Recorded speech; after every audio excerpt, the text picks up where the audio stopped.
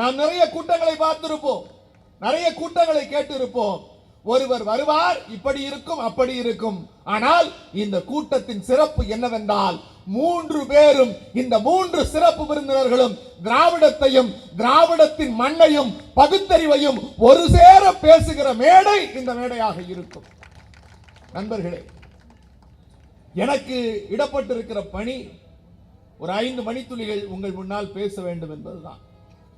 நேற்றைக்கு நம் நாட்டினுடைய ஒன்றியத்தினுடைய பிரதமர் தமிழ்நாட்டிற்கு வந்தார்.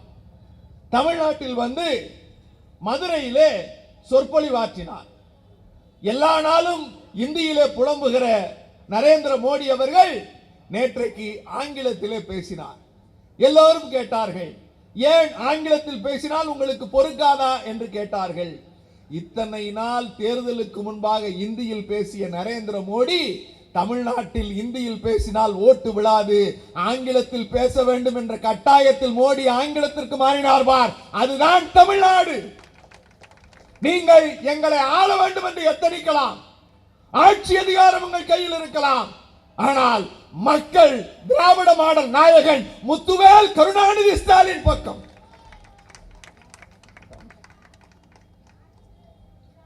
நேற்றைக்கு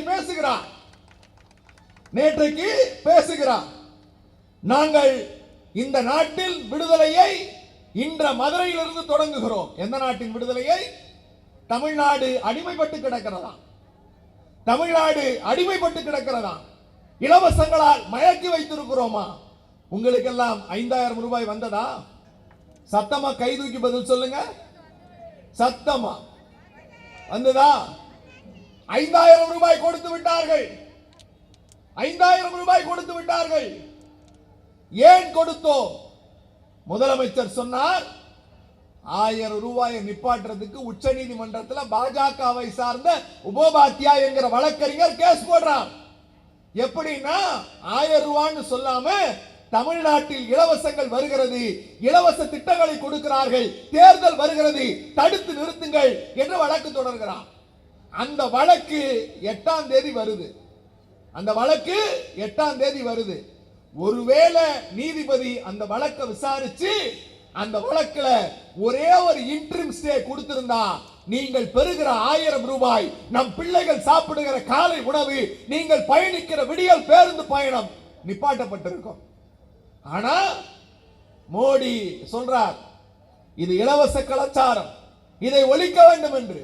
ஆனால் கலைஞரின் பிள்ளை முத்துவேல் கருணாநிதி ஸ்டாலின், நீ 8ஆம் தேதி தானே கேஸ் போடுற, 5ஆம் தேதி காலையில உங்க மொபைலுக்கு கலைஞரின் பிள்ளை முத்துவேல் கருணாநிதி ஸ்டாலின், நீ 1000 நிப்பாட்டினா நான் 5000 கொடுப்பேன்டான்னு சொன்னார் இல்ல? இதுதான் ஒரு தலைவர். இயற்றலும் ஈட்டலும் காத்தலும் காத்த வகுத்தலும் அல்லது அரசு. நாங்கள் இந்த நிகழ்ச்சிக்கு வருவதற்கு முன்னால் the week the leadership legends என்கிற நிகழ்ச்சியில பங்காற்றி விட்டு வந்திருக்கிறேன். உலகத்தில் மிகச்சிறந்த பொருளாதார விஞ்ஞானிகள் அந்த அவையை அலங்கரித்தார்கள். அவர்களிடத்தில் உரையாடுகிற வாய்ப்பு கிடைத்தது. அவர்கள் சொன்னது ஒன்னே ஒண்ணுதான், இந்தியா என்பது ஒரு நாடு. That country have his own economic status, his own per capita income, his own investment capture, his own investment zone. ஆனா இந்த நாட்டிலேயே, இந்திய நாட்டிலேயே இந்தியாவை காட்டிலும் 2 மடங்கு வளர்ச்சி பெற்றிருக்கிற ஒரே மாநிலம், the double sector developed country in the state is Tamil Nadu அப்படின்னு சொல்றாங்க. அதுக்கெல்லாம் பேர் என்ன தெரியுமா? முத்துவேல் கருணாநிதி ஸ்டாலின் என்கிற மாண்புமை தலைவர். மோடி அவர்களே, நேற்றைக்கு நீங்கள் சொன்னீர்களே இந்த நாடு வளரவில்லை என்று. உங்களுக்கு சவால் விடுகிறேன். 11 ஆண்டு காலம் நீங்கள் ஒன்றியத்தை ஆண்டிருக்கிறீர்கள். 11 ஆண்டு காலம், 11 years of your ruling. இந்திய ஒன்றியம் பெற்றிருக்கிற வளர்ச்சி எவ்வளவு தெரியுமா? வெறும் 5.11%, 5.11%. ஆனால் தமிழ்நாட்டை முத்துவேல் கருணாநிதி ஸ்டாலின் 4.5 ஆண்டு ஆண்டிருக்கிறார். 4.25 ஆண்டில் பொருளாதார வளர்ச்சி எவ்வளவு தெரியுமா? 11.13%. உங்கள் வளர்ச்சியை விட 2 மடங்கு வளர்ச்சி. தனிநபர் வருமானம், பெர் கேபிட்டா இன்கம் மோடி அவர்களே, எங்களை பார்த்து இந்த நாட்டை இவர்களிடமிருந்து மீட்க வேண்டும் என்று சொன்னீர்களே. பெர் கேபிட்டா இன்கம் உங்க சராசரி எவ்வளவு தெரியுமா? 11 வருஷத்துல வெறும் 1.92 லட்சம். 1.92 லட்சம். ஆனால் தமிழ்நாட்டினுடைய பெர் கேபிட்டா இன்கம் எவ்வளவு தெரியுமா? உங்களை விட 2 லட்சம் அதிகம். 3,92,000 சராசரி தனிநபர் வருமானம். தொழில் முதலீடு சார், நீங்க 10 லட்சம் கடன் வாங்கிட்டீங்க. நேத்து பேசியிருக்கார் மோடி, 10 லட்சம் கடன் வாங்கி விட்டார்கள். 5 லட்சம் கோடி கடன் உன் பக்கத்துல உட்கார்ந்து இருந்தார் பாத்தீங்களா, எடப்பாடி பழனிசாமி. அவர் பெற்றது, நாங்கள் பெற்றிருக்கிறோம்.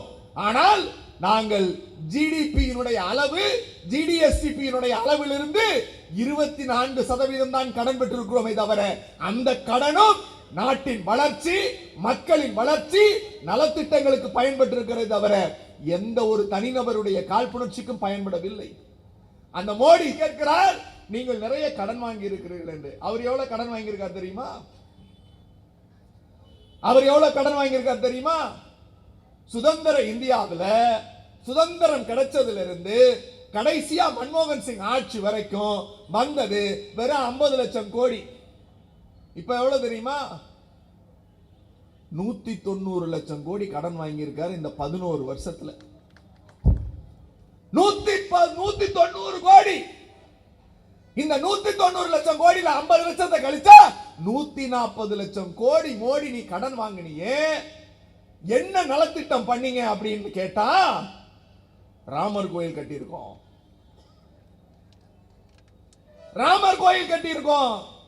நல்லா கொண்டாடுங்க, ராமனை கும்பிடுங்கள்.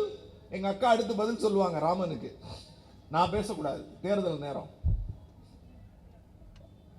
ஆனால் 140 லட்சம் கோடி கடனை உயர்த்தி இருக்கிற மோடி தன் சாதனையாய் சொல்வது அயோத்தி கோயிலை நாங்கள் எங்கள் திராவிட மாடல் அரசு, நீங்கள் இந்துக்களுக்கு எதிரி என்கிறான், கடவுள் மறுப்பாளன் என்கிறான், எங்களை பார்த்து திட்டுகிறான்.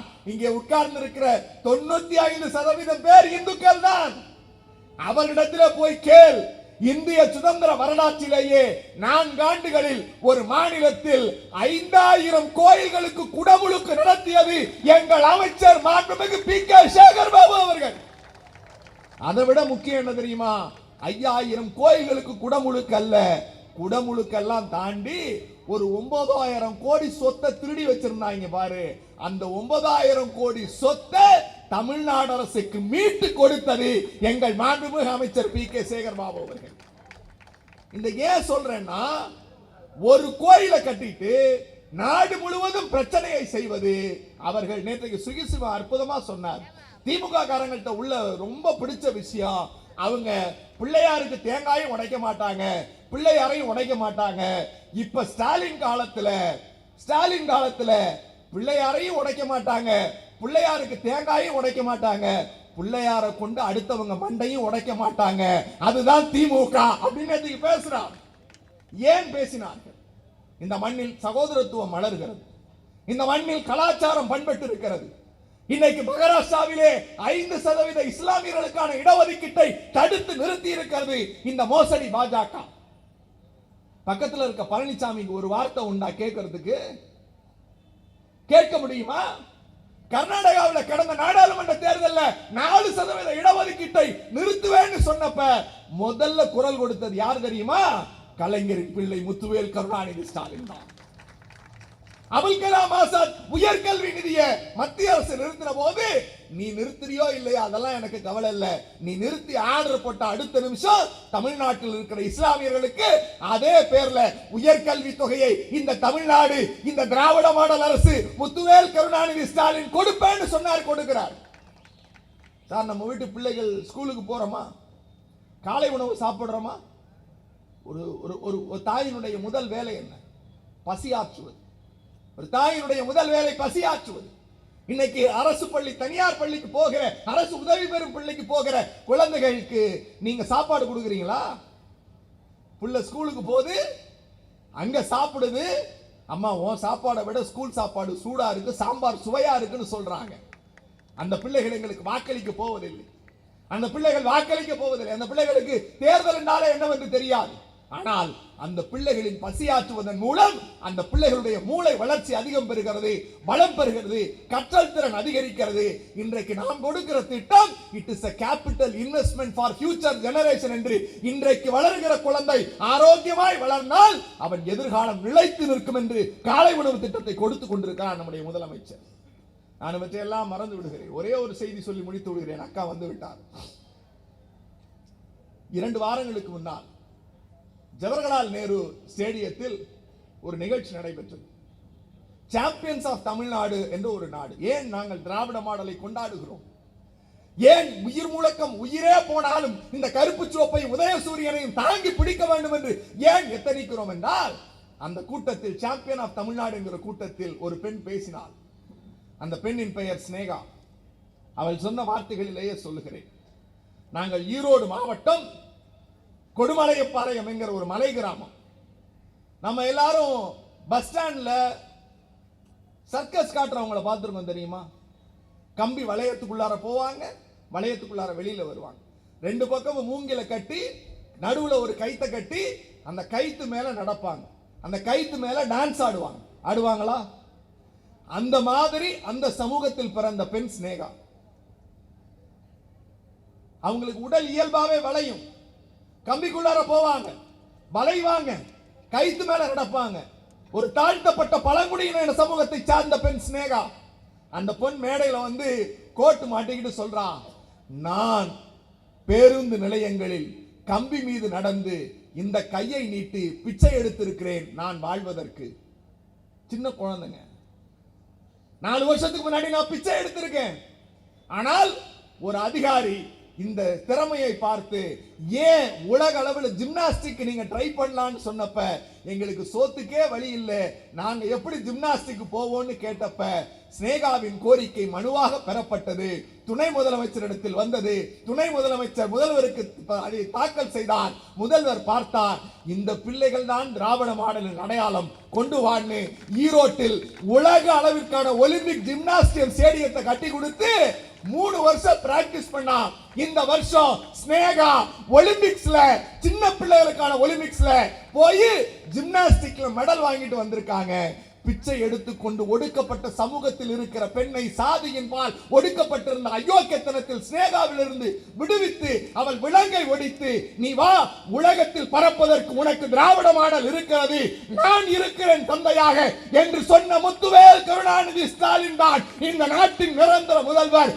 எந்த சக்தி இல்ல. மோடி சொன்னாரே எங்க துணை முதல்வரை பார்த்து, என்னை பார்த்தோ என் அப்பனை பார்த்தோ பயமில்லை என்று ஒருவர் சொன்னார் என்று. ஜனநாயகத்தில் எவனையும் எவனுக்கும் பயப்பட வேண்டிய சங்கதி இல்லை.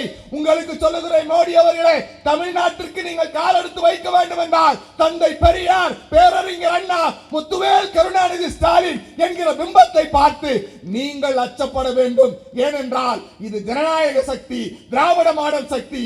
மக்கள் எங்களோடு, நாங்கள் மக்களோடு.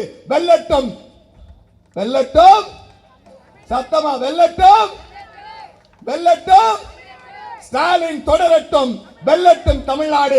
திராவிட மாடல் 2.0 உழைப்போம், வெற்றி கனியை முதல்வர் காலடியில் சமர்ப்பிப்போம் என்று சொல்லி வாய்ப்பளித்தமைக்கும் வாய்மொழி கேட்டமைக்கும் நன்றி பாராட்டி விடைபெறுகிறேன். நன்றி, வணக்கம்.